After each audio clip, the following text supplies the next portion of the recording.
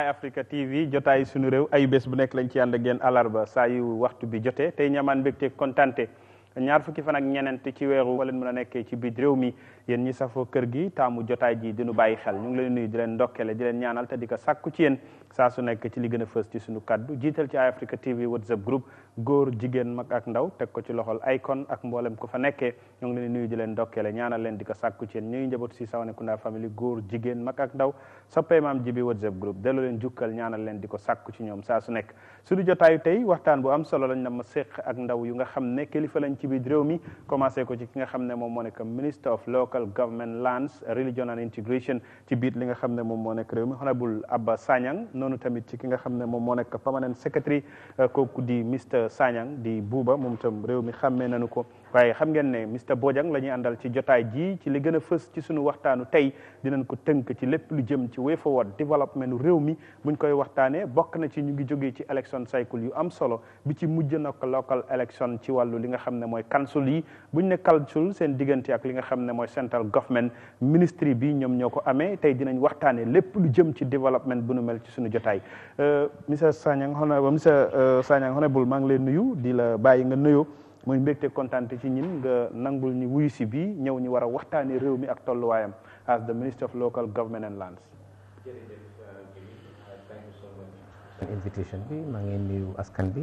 ñu ñoo xool li ñu déglu ak ñu leen a follow on both WhatsApp Facebook ak yeneen yi media social media platforms yi ñu ngi leen di nuyu di leen sant di leen gërëm asalaamaaleykum wa rahmatullah wa barakatuhu. jërëjëf honorable ñu ngi leen nuyu am mbégte kontaante comme ni nga ko waxee PS ñu ngi leen nuyu yow tam am mbégte kontaante bàyyi la nga nuyu ak ñu nuy seetaan ñi am mbégte tamit pour am la ci biir kër gi. waaw jërëjëf man tamit kontaan naa pour teewee programme bi. jërëjëf waxtaan ak askan bi. ci important topic bu nga choose pour discourse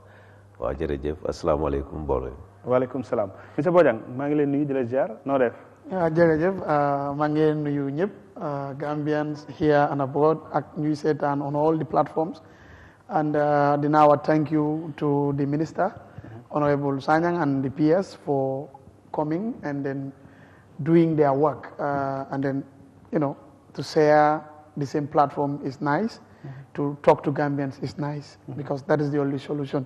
So ñu ngi nuyu ñëpp and then of course to Eyeafrica as usual the management and staff. jërëjëf thank you honorable ci yow laay dooree bu ñu ne ministry bi nga jiite local government and lands religion ak li nga xam ne moom moo nekk lu jëm ci tënk loolu boo ñu doon tënkal tuuti rek ci département bi wala ministry bi askan wi ndax ñu bëri tey buñ koy dégg mën na noo foog ne xëj na yëfi diine ci sa loxo la nekk xam nan ko waaye yëfi suuf ci tamit ci sa loxo la nekk waaye kansul yi tey ñu jógee démb te ñu bëri gis ne jot nañu waxtaanee ko ci wàllu développement ak yokkute ci seen loxo la nekk diggante central government ak local government boo ñu ci doon yaatalal ci tënk rek ak département bi nga jiite muy ministry bi. am nga jërëjëf Jibi lii moom benn banxaas la rek xam nga réew moom benn banxaas la mën a nekk. jógee ko si executive si ñëw si judiciary bi ñëw si parliament si da ngaa wàcce noonu ba àgga si local government bi lowest part mooy dem ci biir kër yi sax. fa lañ am. du ko gis ne moom local government moom commencé na suñ office bi at least ñoo amee mbiri local government. ndig commencé ko si gouverneur yi dem si chef yi dem ci alikaali yi même ci kër yi. ñoom suñ rôle lañ nekk as an administrator ñun ñoo leen a seet seen jëf seet seen biir ak seen jëf yi yëpp ak lépp lu nekk si mbiri koom-koom bi si seen boor. ñun ñoo ko mën a res ñun ñoo ko moom. waaw du foofu rek mais bi jógee ko si lands suuf tamit moom ci suñu office bi lan bokka moo tax ñu am physical planning am department of lands. yooyu yëpp suñu ak NGO tamit yoo xam ne nguur gu ndaw yoo xam ne ñoo dimbal nguur yi. suñu rôle lañ nekk ñoom it. ok loolu mu am solo tey buñ koy wax ci fiñ toll développement buñ koy wax seen ministry bi dañ ci am solo comme niñ ko waxee ñu ngi jógee ci. election cycle election bi ci mujj di local government muy tànn mayor yi ak li nga xam ne mooy chairman yi seen diggante ak local government lan la ci boo ñu ko doon tënkal ci wàllu développement ci lu jëm ci askan wi war a jógee ci yéen wala war a jógee ci li nga xam ne mooy local government ba nit ñi war cee gis seen bopp ndax dañuy gis tuuma yu bëri di tegee ci yéen surtout ma la council yi ñu ngi wax boo xoolee subvention lu war a jógee ci yéen la dem ci ñoom percentage bi nga xam ne dañ ko wax ne 60% dafa war a jógee ci council yi dem ci askan wi waaye ñoom council yi tamit yàgg nañ koo wax ne 25% ci li nga xam ne mooy seen revenue collect dafa war a jógee ci government dem ci li nga xam ne mooy council yi mu mel ni tuuma daf ci am ci seen diggante ci lu dellu ci askan yi muy seen njëriñ ci wàllu développement. jërëjëf Jibi foog naa daal lii du bëri tuumal bëri liggéey la. koo xam ne ku nekk da nga am àq. koo xam ne foofu nga war a féetoo pour sa njaboot ak pour réew mi ñun suñu àq as nguur mooy seetu mbiri local government council si. ok council si ñoo jëfee yëpp nag suñu réew la nekk seen budget si ñun ñoo ko war a seet approval leen. seen jëf yi yëpp daal ñun ñoo ko mën a seet. completely moo tax ñu am fa suñ CEO yi am suñ deputy CEO yi am suñ admin officers yi pour jàppale leen rek council gi mën a door amee ndox normal pourcentage bi nga wax ni moom PS dina si yaatal wante pourcentage bi nga wax ni li ñu jëkk a mën a xam mooy lanaay seen budget bi ñoom waaw lanaay seen budget suñu xamee seen budget bi and is the actual budget den ci boobu la ñoo mën a xam ne pourcentage bii mooy suñu warugal as government pour ñu fay leen ok su fekkee ne 60% ñoom it 60% lañ oo pour ñu mën a delloo ci askan bi mooy xam ne seen naama bu ñoo fay but soo seetlee loolu yëpp ñaata la mën a doon loolu yëpp moom ñaata la mën a doon benn nit ñi di ko delloo mu mën a fajal seen soxla xam nga loolu dina néew na trop pour mun a amee yooyu yëpp ci biir but 60% 25% bu ñoo wax noonu nguur gi amel leen su fekkee ne nguur yu ndaw yi ñu ngi am seen accounts yi in the normal way ñu ngi am seen ñu mun a accountable seen boppa in the normal way ñu mun a portray the actuals yoo xam ne loolu lañ dee spend annually ñu mun a def a very strategic budget man gisuma benn problème lu gouvernement di mun a am pour joxe leen seen 25% because loolu yëpp pour jàppale nguur gi la because di nga gis ne government ak local government amin council si amul benn xaaj ak seen benn lañ ñu yëpp benn lañ am dafa nekk ne rek ku nekk nag dafa am responsibility bu mu mën a féetoo ñoom suñu responsibility as executive si dañu am responsibility over them ñoom tamit dañ leen tegal mbir mi pour ñu mun ñoo jàppale aga njëriñ bi ak comme développement bi ci askan yi ñu nekk seen rôle ci suuf so it's like a trickle down effect over them boobu ngay wax noonu tey dinañ fa tënk tuuti ci waxtaan ndax ñoom li ñu wax mooy ne right now moom yéen da ngeen di comp as lëf rek benn 5 millions ngeen di jël jox leen on sàn waaye ñoom ba léegi nit ñaa ngi leen teg bët ci ne 60% bi dañ ko war a delloo askan wi autonomy bi ngay wax noonu ñoom wax nañ ne tey boo xoolee local government act bi ci amendment bill bi ba tey gisuñ nguur wala yéen seen ministre yi ngeen jëf ci jéego buy tax ñoom ñi am seen boppa te ñoom nee nañ dañ leen elect into office like everybody waaye ba tey ñoom amuñ seen autonomy si benn as you say ñoom ñooy mënuñoo employ benn staff mënuñoo dàq benn staff mu mel ni ñoom moomuñ seen bopp kañ mën nañoo employ staff mën nañoo daaxa seen staff but xam nga lu nekk nag dafa am catégorie yi ngeen mën a jël ak yi nga mën a daax dafa am catégorie yoo xam ne mën nga koo def ñun ministre yi wala permanent secretary mi nekk fii sax am na catégorie fu mu mën a jël permanent secretary of ministry dafa am catégorie bu mu mën a jël su passé boobu PMO moo leen di jël so dafa mel ne nguur gu ndaw yi tamit dafa am catégorie bu ñu mën a jël su passé boobu noonu PSC wala local government service commission ñoo leen war a jël so da nga gis ne local government service commission moo responsible yooyu yu ñoo def noonu as their responsibility nga xam ne ñun ak nguur yu ndaw yi amuñ benn différence amuñ différence de li gën a am solo rek na ñëpp xam ne nguur dafa war a am kaddu nguur dafa war a am jumtuwaay dafa war a am yoon bu ñu war a jaaree nguur dañ ko war a contrôle dañ ko war a manage fu nekk la sa kër da nga koo manage soo ko mënta manage du mën a dem dëkka di same thing soo nguur dafa war a am loolu yow doo mën a nekk sama nguur nga xam ne dama la war a jox complete autonomie loolu la neex ngay def ci biir kër mën naa ne kër mën naa nekk ci biir kër nguur yu ndaw yi loolu lañ dekk non loolu mën a am loolu is not possible mënut a am fenn xam nga soo ne dinaa la mën a jox di nga mën a jël sa complete being autonomous mu mel ni yow di nga mën a def li la neex jëm fi la neex wax li la neex jëfoo sa aleel nguur gi li la neex ba suñ defee loolu nguur moo amee naamo bi ngay fay yow nguur moo la ko dee teg du ñoom bi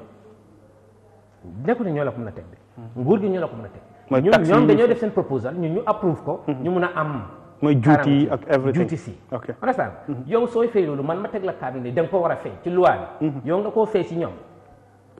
ñu ko doxal lim leen neexee so dafa mel ne ñoom waruñu am any control waruñu am any oversight function ñoom lim leen neexee rek lañu war a doxalee loolu mun naa am te ñoom loolu la ñuy sàkku non dama la laaj ndax loolu mun naa am in natural fact xam nga loolu moom dina tey xel dafa naxari suñ ko bëggee def ci nguur xam nga dafa métti ci askan bi so loolu moo tax loo gis ci àdduna o loo gis ci réew dafa war a am a checking point dangay dem tuuti nga taxaw évaluer sa boppa dem tuuti taxaw évaluer sa boppa yow sa bopp nag mais bi sooy évaluer sa boppa dafa war a am ñoo xam ne ñoo laa supervise ñi ngay doxale sa mbir ñooñu suñ la supervise mun laa jox cadre mun laa advice mun laa guide loolu mooy responsibility ministre bi ok léegi local government loolu mel c'est control measure nekkut control dañ laa guide ni ngay dispenser sa responsibility ok léegi local council local government act bi amendment bill bi tamit ñu bari ñu ngi koy wax waaye ba tey ñoom council yi li ñu jàpp rek mooy ne yéen you people are not taking it serious pour mu nekk acte bu nga xam ne dinañ soppi loi bi ba ñoom ñi am seen bopp ak yu jëm ci yu nu mel boo doon leeral loolu tamit as a ministre balaa ñu ñëw ci permanent secretary. xam nga acte o bina pour loo xam ne dafa nekk loi wala start boo xam ne nit ñi dañ koo jëfoo man su ma toogee suma néeg bëgg koo def tegal leen ko di nga ko jël déedéet dafa am processus yu mu war a jaar dafa am consultancy bu ñu jël fay ko ñu koo defar ñu dem nañ ci district level si dem nañ ci council si léegi national level moo des pour ñu valider ko suñ ko valider mu nekk at least an ak boo xam ne ñëpp a ko bokk man moom na teg suma néeg rek bindal leen acte yi jox leen ko ngeen doxalee ko noonu it's not possible xam nga loolu du mën a yóbbu réew process baa ngi dem process bi is far on li si des léegi rek is maybe ñu am national conference or PS dina si daal dañu war a amee national consultation boo xam ne dañ koo clair all doubts yi yoo yu fa nekk ñu jénnee ko yuñ bëgg ñu dugal ko dañu mën ko def as an act boobu defee dañ ko yóbbu parliament executive yi dañ ko war a treat suñ jeexalee foofu noonu dañu mën ko yóbbu parliament ok dinaa ñëwaat ci yow ndax gaa am na yoo xam ne bi nga ñëwee da nga ubbi woon bunt yi bëgg a liggéey ak ñoom waaye dañ dem ba ci biir xaw ma gars yi dañ la xoxatal xaw ma nan la nga deltuwaat ginnaaw xaw leen woon gannaaw ak yooyu ñoom suli non xam nga yooyu moom xam nga àdduna nii la dee demee xam nga suñ ñëwee ñuy liggéey da nga war a understand man fu ma mën a jëm ba em yooyu nga understand fi nga mën a jëm ba em fu ñu em nag ñun ñaar foofu lañ dajee du noonu foofu lañ mën a continuer foofu mooy liggéey nag bon da nga war a am fi ngay stop doo mën a dem ba romba foofu noonu man aw ma any grievance against anybody ci àdduna say laa wax ne wax ma kër de wax ma institution ci àdduna bi yëpp but lu war a nekk yoon soo ko doxut nuñ mën di juboo o nu ma mën di mel ak yow dina la wax dëgg de loolu moo mën a yóbbu nag moo mën a yóbbu réew but réew doo ko mën a yóbbu because da nga modeste o da nga nice da nga calm da nga non loolu lu mën a yóbbu réew moom foog ngeen waxalante digga soo leen bëggee dem doo mën a nekk suma su ma bëggee nekk xarit ak yow foog ma wala digga de su ma la ko digga duñ mën a dem non su ma laa fenal su feeñee any day ne dama la fenal noo mën a def dama lay bàyyi non su ma laa xam nga tamit moom ngay def lu bon nag maay def suma bopp ne as a nice man wala ngay def loo xam ne rafetut maay def suma bopp as a nice man waxuma la ko dama la duma la de non dama laa yaakaar mais bi xam nga lu nekk nag dafa am ëllëg lu nekk si àdduna nag dafa am ëllëg soo su ñoo commencé nañ baax nañ em nañ teey àdduna ñëpp a em ci kanam yàlla su ma la waxu dëgga damaa yaakaar suma boppa yaakaar la ci kanam ba pare nit soo ko bëggee da nga koo wax dëgga nag nekkul ne wax rek la mu dafaa nekk ci jëf ok te réew mi dafa mel ni loolu suñ problème la PS dégg nga fi ñu commencé tey ci local government amendment bill bi laay njëkk a dooree ak yow because tey gis nañ ne buñ ñuy wax ministry bi yéenay technocrats yi yéenay borom xam-xam yi yéen a fa nekk pour war a jubbanti teg yëfi ci yoon ak yoonal ñu gis ne réew mi tey lu bari ci nit ñi li ñuy wax développement gisuñ ko council yi di leen teg tuuma comme ni ma ko waxee honorable yéen itam ngeen teg council yi tuuma ci nit ñi li ñuy gis waaye day baax pour ngeen gindi ñi xam lan la nan la ak naka la ku nekk mu xam place am ngir ëllëgu réew mi ku nekk mu war cee jël wàllam. waaw jërëjëf laajte bi am na solo trop li nga dee wax di amendment bill xëy na ma commencé foofu honorable basically ama tontu na ama laajte boobu ama fu ñu nekka xam nga ama lu mu waxoon amendment of any law dafa am process dafa am steps bi moo jël first one bi foo nga dem nga def consultation at local level nga def consultation at regional level nga def consultation at stakeholder level mooy nga dem council bu nekka nga consult leen civil societies ak yooyu noonu ñu am interest ci local government nga mit leen boobu yëpp jeex na so léegi beneen faana bu ñu war a dem mooy ne ñu def national consultation suñ ko defee ñu def validation then ñu yóbbu ko cabinet ministre si toog seet ko su ñoom paree ñu yóbbu ko national assembly mu nekk après su jógee national assembly dafa dem si président su signé rek mu nekk loo bu ñëw waaye léegi stakeholders ñu nga xam ne ne sax dafa fekk ne ñu ko yóbbu eji cëmbas yow dem ak ñëw ba ñu satisfy dañu mun ko yóbbu cabinet. so boobu noonu mooy process bi for the law waaye du benn acte beneen bi finance and audit act bi moom dem na ba jeexal all the stages ba nekk léegi ñu ngi prepare cabinet paper pour mu dem cabinet so the local government fraternity dafa laajte engagement waaye the most important part mooy ñun dañ bëggoon a def national consultation waaye the election is coming it's not going to be fair to them dañu tuumal sax yéen da ngeen rosli because election is coming so for you have new people come they come into the place so that they can participate and then see that this thing belong to them. They can take their part and then bring their opinion so that when it comes they can own it. So lolo ta ñu harangu already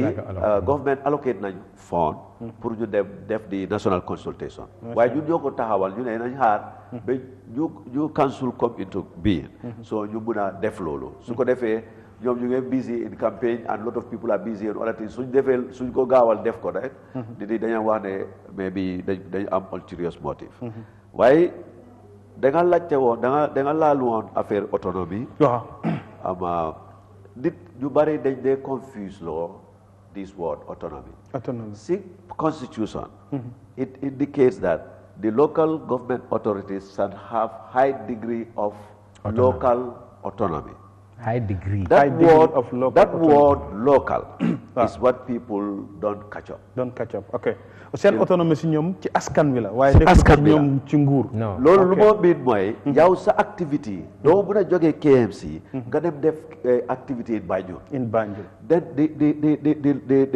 the mayor of Brikama cannot preside over KMC. Lu ku dawr ere council tuuti KMC du mën a am kaddu foofu.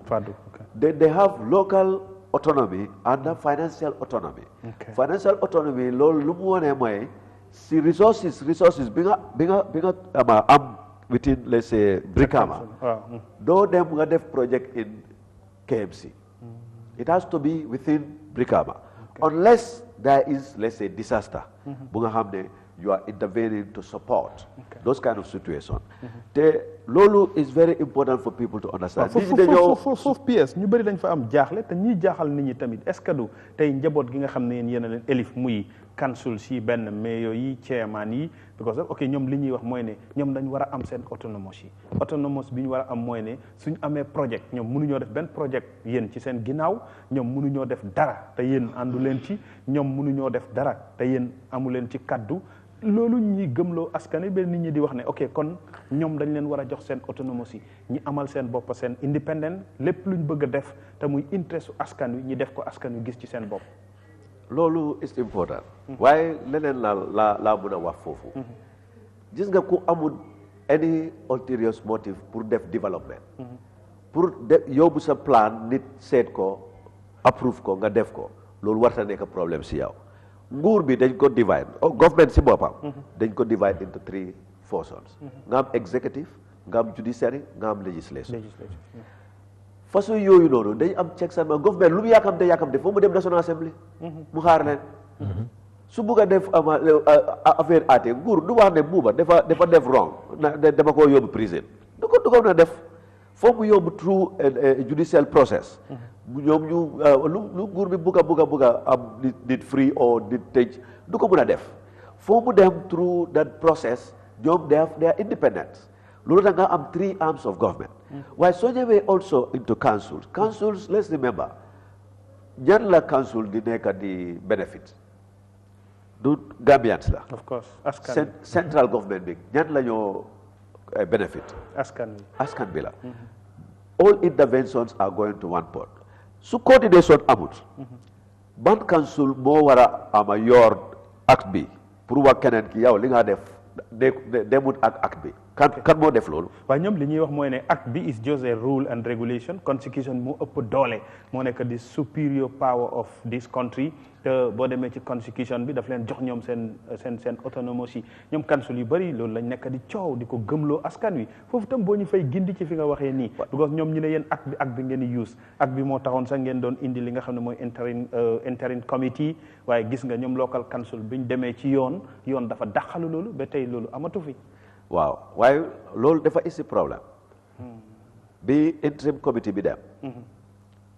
fu mu nekk nii dañ am council bu ñëw am na councilors yu daanoon waaye dañu war a fay leen dañu war a fay leen dañ leen daxa bi nga xam ne dañ daanoon dañ dem election last month waaw am na ñu nga xam ne delloowuñ waaw so ñoom daanu nañ am na ñu wan si ñëw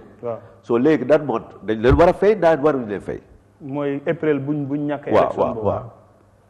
ok loolu tam loi bi am na lu mu ci wax déedéet xam nga léegi lu war a solve loolu génn na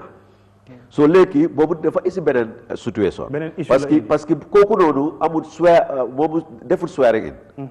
ñu councilor bu elect léegi amul swearing in keneen gi taamam bi jeey na daanu na so léegi looy def leeralal ma foofu waaw loolu tax ma ne la loolooy njëriñ interim committee bi interim committee bi dafaa ñëw pour may ñii ne fii ngeen stop ngeen dem seen élection so ñu manage soo leen ñëwee ba ngeen def seen ama swearing in ngeen jël over ngeen continuer so loolu la ñëwee léegi situation bi am nii lan nga ñu ci mën a leeralal ñi ñàkk ñooñu duñ leen fay weer biñ liggéeyoon xam nga loi bi dafa wax ne nit ku liggéey 15 days in a month da nga koo fay the whole month the election was 15 April yes waaye kooku da nga koo fay the whole month waaye léegi ñu gañee ñoom mai bi ñëw na ñoom defanguñ mai bi jeex na defanguñ seen swearing in looy def kale gañee na defanguñ swearing in looy def da nga koo fay ku ñëw ees moom boo foog ma ne war waaye moom moo def soo def dina am weer bu nga xam ne doo fay kenn xam nga li nga war a seetal foofu tamit mooy interim committee yi bu mu fa nekkee sax ban problème la indi ban problème lañu am as a state amul benn problème with the interim committee dañ bañ interim committee for a purpose moo tax ñu ko fay but soo seetee constitution bi ak loi bi seen term of office dafa war a nekk ñeneenti at 4 years te ñii daanaka 5 years lañ saaf almost 5 li tax loolu dara ama issues loolu tax interim committee bi baax parce que ñii by right ñoom April seen 4 years bi jeexoon na tak though they were illegal from April going on even before they go to court it was an illegal establishment if you go by strictly what the law about 4 years why the requirement of the law mooy ne the local government election have to be 1 year after the parliamentary election so that is a requirement so but this is 4 years this is 5 years parliamentary election dafa nekk every 5 years local government election dafa nekk every 4 years suñ ko defandoor let's say 2020 ñu defandoor elections so local government du mën a def election ngir parliamentary election amagul so léegi parliamentary election dafa am let's say su fekkee ne 2020 dañu am 2021 parliamentary election am 2022 la council let's just give an example su fekkee ne 2020 moo am parliamentary election so 1 year after dafa nekk 2021 so 2021 parliamentary local government election am so léegi local government dañu war a xaar ba 4 years ñi wax 5 years dañoo all of them danañ dem ba 2025 kii am 5 years kii am 4 years so election bi war a am pour ñoom ñaar yëpp because kii saaf na 4 years kii saaf na 5 years waaye loi bi mu ne yow doo mën a def election ngir kii defut election 1 year after so yow nga def parliamentary election su parliamentary election jeexee so léegi ñoom they are still in the office te seen 4 years bi jeex na. te seen temps bi jeex na 1 year after moom jotagul. so nga bàyyi leen ñu dem ba su election di jot nga dog ko su ko defee nga bañ a am kii dafa liggéey. waaye dégguñ kenn ci ñoom mu kaas loolu nit ñi dégg ko waaye loolu moo nekk si xam nga lu nekk sooy wax da ngaa wax sa diggante ak nit yi ñu la óolu ñu dégg la soo criticiser dara criticiser ko waaye waxal tamit moom bénéfice lu mu la jox ak tamit lu tax nga nekk foofu parce que lii dafa fekk ñoom seen temps bi expire na so sa time bi su expire ba pare yow nga nekk si office yow challenge loolu yaa ngi challenge su time bu nga xam ne président dafa fekk yow yaa ngi illegal your time is expired waaye lu nekk waaw PS foofu yéen technocrates ak borom xam-xam yi est-ce que du tamit suñ loi yi moo ñuy tënk ci luy lëndëmal xelu askan wi because tey loi moo nangu loolu jox ñiy doole dàqalu li nga xam ne mooy interim committee bi waaw loolu la ma ne loolu dañ ko challenge through a constitutional provision de loi bi gis na ne loolu is not ñoom they are elected they cannot set up that waaye that is loi bi man sori ma si loolu waaye li ma mën a wax mooy ne lu nekka bii provision bi ñun debate nañ ko si local government amendment bi debate nañ si seet de dem na council si waaye kenn waxut ne interim committee warta am at the time of the local consultation kenn waxut waaye now at the national consultation I know it will come waaye at the time bi ñoo consulté ak ñoom waxuñ dara so dafa ñëw nga gis nga xool lu nga xam ne def la feebo ak tamit da nga laaloon fii xaw ma mun naa dem so some of the things li nga laaloon mooy 60-40 percentage bi waaw because council si ñu ngi ci am problème man I talk to many of them lu ñu ma mooy subventions waaw ñoom ñu ne yéen nekku leen di subvention bi ngeen di joxee da ngeen di xayma rek jox leen benn 5 million waaw amul problème xaaral ma leeral foofu xam nga 60-40 boobu lu la ne council bu nekka da nga war a sa budget bi 100% bi 40% bi da nga ko use sa operational mooy sa manpower bi ak sa yeneen spending nga use boobu 60 bi nga delloo ko nga def development si askan bi waaye sa 60% boobu li nga spend government bi def la jox 25% of that waaye boobu du bokk si sa budget bi boobu dafa nekk projet boppam fii la nit yi bari duñ dee jaxase mooy ne government di la jox 25% of your development budget boobu da nga koo isi ak projet bi da ngaa wax ne 25% bi dana nekk 10 million te 10 million boobu man diggante Tabakoto ba fii de yoon boobu laa bëgg a defar so léegi yoon bu xaalis boobu noonu foofu laa ko bëgg a dugal so ñu boobu waaye boobu projet boobu noonu du bu warta nekk sa projet bu nga def 60% warta nekk foofu dafa war a nekk special project bu nga xam ne government seen intervention pour solve lo parce que léegi yow 60% bi léegi yow da nga wax ne fii sax dafa ko defal ba pare so léegi buur bi daf la wax daf laa yokkal nga def beneen yeneen projects bu nga xam ne additional 25% bi foofu la moo intervene waaye dañ jox exemple so la 60% yow time bi ñëw pour nga def sa execution only that year 10% rek nga def ci 60% 10% su fekkee 60 million mooy loolu nga war a spend waaye yow 10 million rek nga spend si askan bi nga wax government jox ma 20% of 60 million foo ko wéer su fekkee ne da nga jox askan bi 10% waxal government bi su ma 10% moom jox ma 25% of that te du lay demee noonu seen diggante ak ñoom non waaw am nga ñoom lii problème bi ñoom 60-40 bi duñ ko mën a bit ñoom council it's a problem that they are experiencing loi bi moo ko teg waaye ñoom lu ñoo def mooy su ma tegee suma 40% ma calculate yëpp suma expenditure yëpp 40% bi dafa equal to 100 million léegi how much will 60% be equal to if that is going to be equal to another 300 million I will now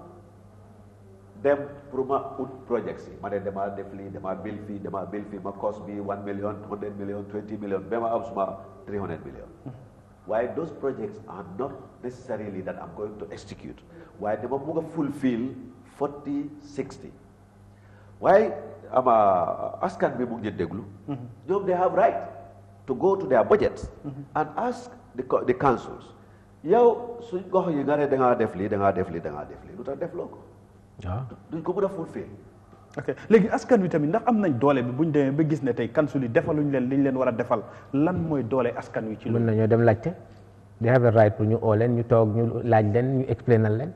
yes. foofu rek la askan wi am. non askan bi suñu leen laajee rek nguur gi dina xam li fa nekk. then the rest of the responsibility nekk si nguur gi. nguur gi jëlal ko boppam. of course. ok loolu am na solo. ba pare 60% bu moo wax nii. 60% bi soo ko seetloo bu baax. dafa war a nekk projet yoo xam ne yooyu ngay def ci biir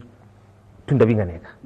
mel ni yoon yu ndaw yi. ay bohol yu ndaw yi. yooni faro yi ak yeneen yi so noonu la 60% si war a dugga. yooyu soo ko suñ ko defee rek it's simple pour ñu quantify ko ne lii moom am na wala lii moom amut. but dependence bi rek most of the time dafa nekk ne yi ngay wax ne the contribution of government. boobu lañ di jënaa jël mais so implementation of most of the programme. waaye ñoom li ëpp 60% bi yéen doo leen gis ne ñoom ñu ngi koy delloo askan wi. mais maybe yow tamit mën nga leen a invite nga laaj leen loolu tamit dañ mën a. waaw because ñoom ñu ci bëri liñ moo mooy tey boo xoolee exemple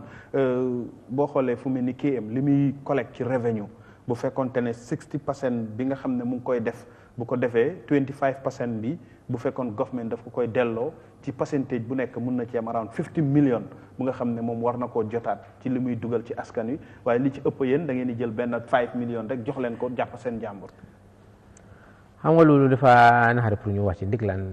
commission bi mu ngi cee dugga di laajte pour xam. wante budget soo ne budget lii lañ am. suñu revenu bi. pour qualifier sa revenu bi da nga war a am sa actual nga am sa plan budget boo xam ne moom jotanguloo si xaalis bi yaa ngi ko plan. but yi nga am carrément ba spend leen. boobu leerangum ci nga mën a xam lanaay lii ak lanaay seen budget bi ba toog fii nii di wax ne moom 300 million laa am 500 million laa am. kana ko mën a qualifier loolu dafa am solo trop. xayma rek la. waaw so boobu moom dañ ko bàyyee commission bi. waaw foog naa yaa ngi dégg commission bi ñu ngi cee wax lu bëri. koy topp so pour yooyu pour implement ko fii nii. lu nekk lu xam ne jaadu na. so boobu moom dañ cee introduce rek. dañ ñu bàyyi mbir mi. ok pour nga mën a understand rek ñu dem ci Bojang boo amee loo ci wax ñu ñëw ci wàllu suuf gars yi itam kansul yi ñu ne problème bi ñu am waaw. maam. waxtaan bi am na solo te nuñ ko nekk di waxee. I believe nit ñi ñu ngi koy follow di ko understand. However rek comme dëkk bi ñoo ko bokka te comme ni mu waxee rek soo waxu dëgga doo dimbale sa boppa doo dimbale dëkk bi doo dimbale ku nga foog ne sa xarit la. ma commencé ko si autonomy. I will agree with all of them. Autonomy ñu bari understand nuñ ko seen naka laa ko waxee gis-gis when it comes to autonomy.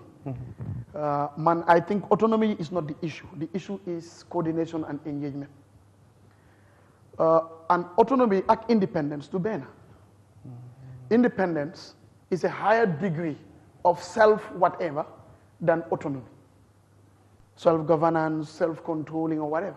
So autonomy and independence do benn. Okay. I think, to be fair, if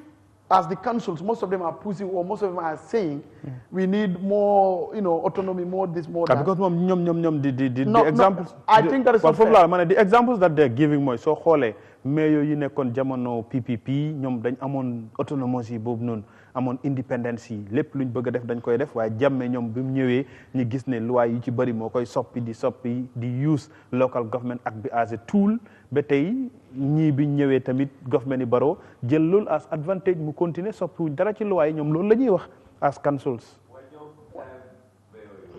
ban loi lañ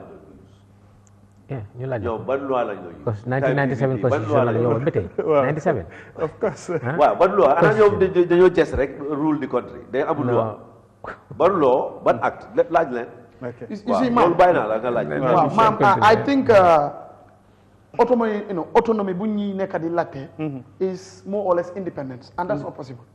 That's not possible. No, let's be factual. We try in as much as we can to be factual. But they are elected like how the president is elected. No, the president is not independent. Allow me. The president is not independent. Okay. No. Allow me. The president, with all the powers given to him, he has limits. There are certain things he cannot do. Constitution councils as well, with all the acts English, and whatever. Loi bu nga xamne moy loi nguur ndaw yi lum len jox len doole. So xolé ci act bi da ngay gis na even planning bu nga xamne planning at the local government bu council bi la. Why let me just come to these people pour dimbalé len sen point. And then pour viewers understand ne sooy xool dara da ngay xool left and right. Exactly. Okay. then da ngay mun a jaar si digga. ci digga bi waaw. sooy drive da ngay xool fële xool fii nga xam ne fan ngay jaar. waaw adduna day door ak càmmooy la waaw. nga wax si central government local government da ngay mun a understand naka la. for example li su ma understand ne ñu doon wax si 60% bi. 60% bi foog nga aan ko you have to earn it. ok mais mooy 25% bi 60% bi fu nga ko dugal. ñu gis nga mun a assis. beneen projet bu nga xam ne 60% bi de nii la. mu ngi nii léegi nag seen 25% jooleen ma ko ma mun a koy dugal fale parce que 60% bu ma moomeel suma boppaa nii laa ko def dugal naa ko nii naa waaye soo munutee account. for the 60%. non ñoom 60% bi sax moomuñ ko askan waa ko moom boobu ci askan wi la war a dellu. good si askan wi la war a dellu waaye nag su ne yow mënuloo dellu si askan bi. ñii is an oversight local government ministry is an oversight. Central government is an oversight. So doo mun a ñëw di request for more fekk yow sa 60% bi sax is in doubt sa books yi are not in order. Let's be frank if it is nation building. So yes, that autonomy bu ñu nekk di wax that is independence too you have to earn the 25%. Let me make this clarified clarified li ma nekk di wax mooy ne woo ma ne. council yi amuñu right si 25% bi. waaye am na nu ñu ko war a amee. mooy li nga xam ne askan bi loolu lañ moom mooy 60% bi. fan nga ko dugal naka lañ jëriñee askan bi soo jeexalee foofu noonu parce que ndimbal la. lan mooy ndimbal dégg ma olof de ndimbal mooy. fekk nañ la ngay def dara. ngay def dara ñu yokkute la. comme ndawtal la waaye yow defuloo dara naka lañ laa yokkee. non waay man. non ma ngay ñëw rek. waaw foofu laay ñëw damay ñëw foofu pour because once we were talking about that fii ci Eyeafrica président ni galga bi sax moo oote landing mu ne ok ñoom li leen gën a sonal mooy ne tey even buñ bëgg a jëli dara ci biti pour ñu indi ko ci biir réew mi foog ñi dem ministry bi approuve nii naa patati patata mooy ne amuñ indépendance yi ñoom yooyu lañ nekk di joytu. dafa mel ni. sa kër. nga ne yow loo bugg a def rek sa jabar du ko dégga da ngay console jabar bi jabar console la for coordination functionality bi mun a am ngeen mun a understand the smooth process mooy am so you see people fail to understand soo xoolee act bi if we are to be very fair autonomy bu ñëwee wax am nañ ko you cannot have that independence that's why I said xëy na understand la autonomy you see doo mun a asi for example big Chinese companies here you don't know their international profile nguur bi yëgu ko nga commencé di def nii rek dafa mel ni sa jabar muy asi nit ñi nga ñëw wàcce rek nga gis nit ñi amuloo dara consultation bi dafa baax parce que ñii is an oversight distinct body so boobu noonu dafa leen mën a xelal dina leen recommendal moo tax man I'm even very angry with local government ministry because if sooy déglu PS lu mooy wax inquiry bi it's like these people don't even take serious whatever these people recommend for them to do and why they're not acting we need to make sure funds bu nga xam ne bu dëkk bi mu dugga in the right way pour mun a jëriñ nit ñi so pour mun a def su ma mën a yokkee si bala nga romba gis nga council su jëlee loolu mënut a fay kan moo ko fay nguur gi moo ko war nguur bi su yëgut loon bi nag na nga koy fay so léegi waaw ñoom ñu ngi jooyloo because galga they are complaining that landing wax na ko waaw complain bi wantin na waa dégg bi mooy loolu la ñu wax exactly su fekkee ne council jël na loolu kan mooy seen garanto government su ko fayut government moo ko war a fay waaye council bu nekka ministre bi ku nga xam ne moom mooy amee power of the oversight body responsibility moom xam na council bu nekka kii moom salary am ñaata la yow salary ñaata la man salary ñaata la kii mu xam na suñu salary man suma salary 1500 la ma bu nga jël loolu 1 million kii dafa wax ne doo ko mën a du mën a nangu nga jël ko loolu it's just common sense so su fekkee ne amul nit ku nga wax ne yow sa revenue bi moom xam na ko yow da nga bëgg a leen lool mu ne la yow sa loon bi soo ko jëlee da nga ko fayee foo ko fayee yow already sa 60% dafa dem sa development from the revenue how are you going to pay ok waaw ñoom li ñuy wax mooy boo xoolee foofu tey yéenay appoint CEO bi non loolu c'est a point of correction waaw ñoom loolu la ñuy wax yéenay appoint CEO bi ak finance directors there is a local government service commission just like civil service you have public service commission public service commission dafa am encore on public management personnel management unit that is PMO PMO moom soo bugg a su ma bugg a appoint nit dama bind PMO ma ne leen dama bugg a appoint ama let's say a director te lii mooy suma qualification PMO dina advertise su advertisement bi jéenee moo ñoom ñu shortlist ñu ooma ñu ne ma 10 people ñoo apply so léegi dañoo toog ak yow ñu seet 10 yi ñan ñoo fulfill minimum qualification bu nga teg so ñu go through ñu teg ñu select let's say 5 ñoo qualified pour interview ñu de select date su ñoo def interview ñu invite ma toog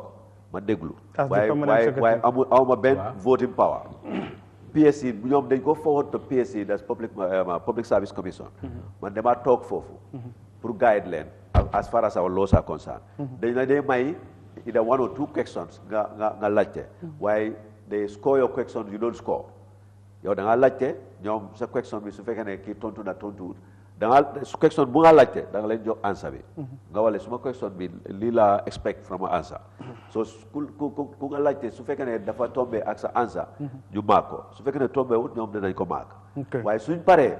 ñoom dañ la wax ne ñii biñ interview amee ñii kii lañ tànna so man as a permanent secretary kooku la ñu appoint c'est PSC lu ko appoint dañoo send décision bi to PMO PMO moo ma binda ne dañoo binda borom ñu ne ko Ousmane dañ la appoint as a director of lands sa kayit bi maa ngi nii da nga report to the permanent secretary council si tamit CEO director of finance yeneen directors ba dem si suuf ñoom tamit dañoo dem through ministry pour ñu receive seen applications appointments ñu send ko to the local government service commission service commission moo toog bu vet biñ doon appoint the CEO of KMC mooy Senam Martin Talib dafa toog si panel bi pour select gis ne the selection was done right the interview participate na toog na foofu ba ñu def interview ba ñu taana Senam buñ doon taana deputy CEO the same thing follow na the same process biñ doon taana finance director Basse Area Council seen CEO seen chairperson bi fekkee na ko biñ doon def bu Kerewaan boobu tamit fekkee na ko so that is at that higher level if it is CEO mayor bi or chairperson dafa teew su fekkee ne lower grade la mel ni directeur demee si suuf CEO moo ñëw toog moo ñëw responsible pour appoint waaw xam nga li yëpp dafa baax mu leer because nit ñi li ñuy wax mooy ne ok Ministry of Local Government and Lands exemple ñoom ñoo appoint ñii non but moo tax mu leeral waaw exactly appointment si loolu laa wax ni dafa mel ni PSC nu mu nekkee ci nguur Local Government Service Commission tamit noonu la nekkee under the Ministry of Local Government noonu la nekkee ñoo responsible appointment si all this kii bu moo wax ni ñoo responsible transparency sax bi fa nekkam loolu la laa expliqué na nii duñ ko def in the absence of the chairman duñ ko def in the absence of the CEO for any other lower cadre so loolu is enough transparency te su ñoo shortlist foo nga toog you shortlist sa président waaw member of council dina toog Mr Bodja nga te continuer yaa ngi woon fu am solo ici li ma doon wax mooy soo demee for example Local Government Act 48C General Powers of Councils dafa wax ne council yi lu ñu war a def promote on sound basis community development and self-help self-help now soo ñëwee ndimbal sa boppa ak community bi ladder la governance is just a ladder it's a pyramid you have cadres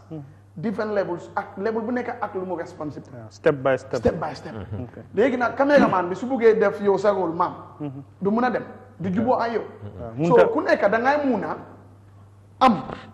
li nga war a def nga make sure nga perform si boobaa da ngaa gis all the things will even come lu nga xam ne is not your cadre but da ngay mun a def si dara moo tax ma ne la for example autonomy bi is not the issue is coordination and engagement ñii ñoo nekk fale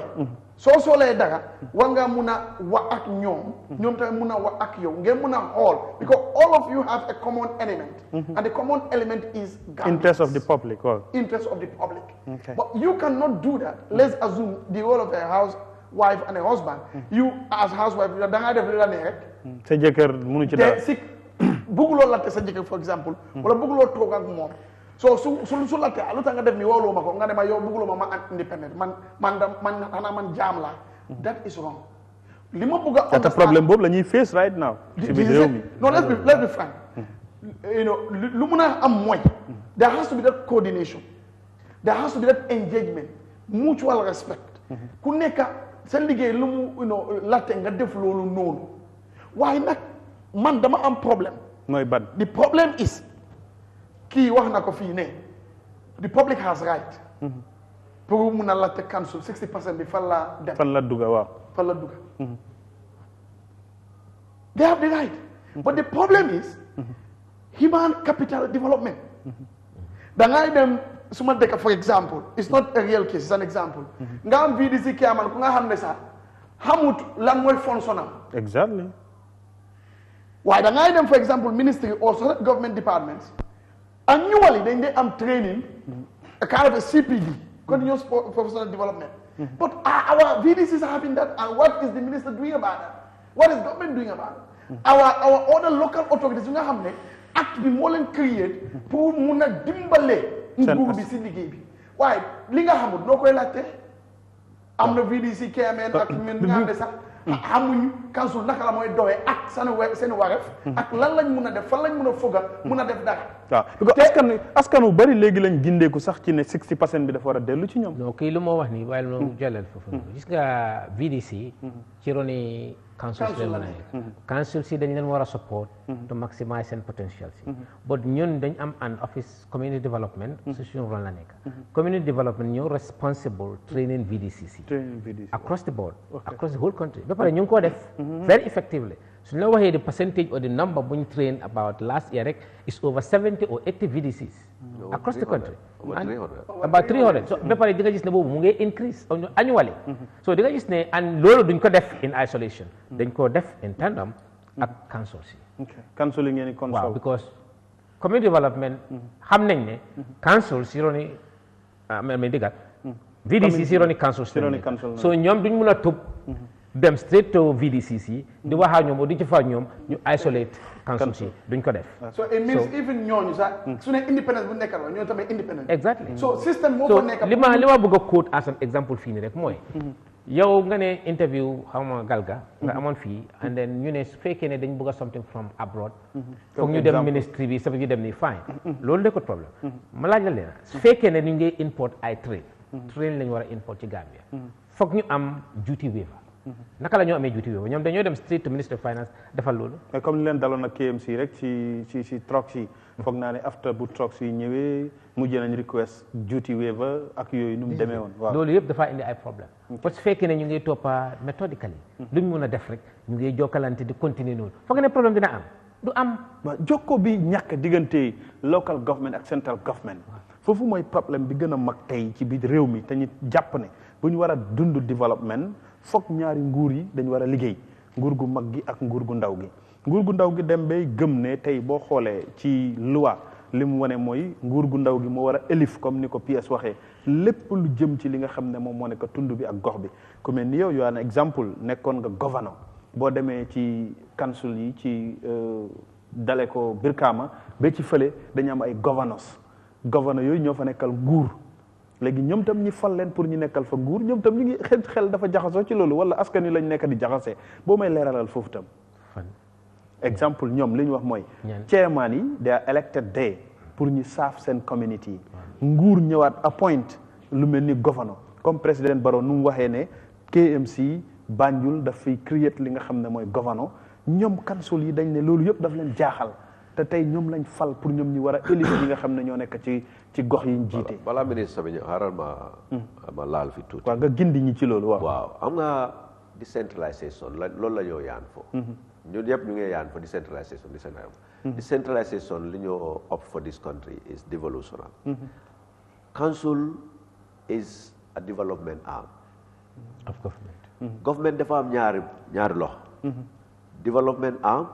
ak administrative arm. Okay. Administrative arm alkalo bi si kan la moo report. alkalo ci government non ci chef bi lay report. chef bi kan la moo report. ci gouverneur bi. gouverneur mu report si. président waaw noonu la demee. soo ñëwee développement VDC kan la moo report Ward Development Committee fan la moo report council mu report to central so these am ñoo am soo ko dogee naka la reporting mécanisme bi demee naka la moo demee du mun a dem xam nga lu nekka bul gis nit yow sa existence war na traité suma existence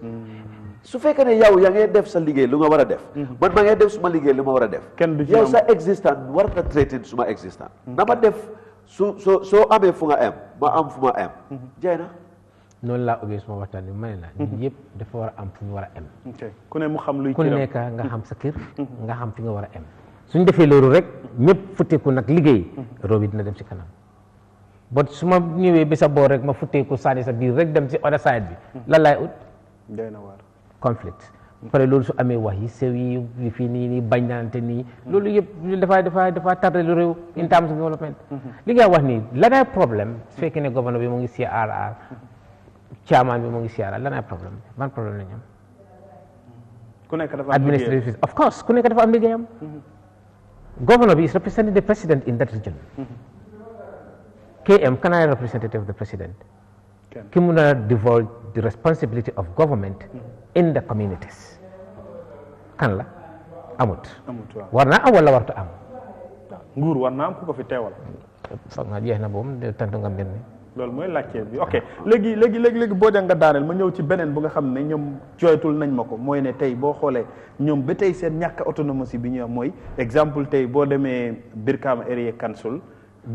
Council amuñ benn cër